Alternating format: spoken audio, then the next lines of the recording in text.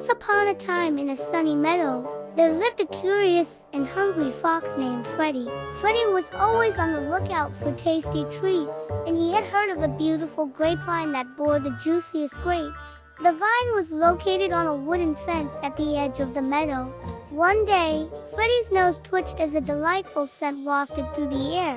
He followed the scent and soon found himself in front of the grapevine, laden with plump purple grapes. Freddie's mouth watered, and he couldn't resist the temptation. He leaped and stretched, but the grapes were just out of reach. He tried again and again, but the grapes remained high above, far beyond his grasp. He was determined to taste those delicious grapes, so he jumped as high as he could, but it was no use. After numerous attempts, a tired and frustrated Freddie finally gave up. He sat down, panting, and said, "These grapes are probably sour anyway. I don't want them." With that, Freddie turned and walked away from the grapevine, pretending he wasn't interested anymore.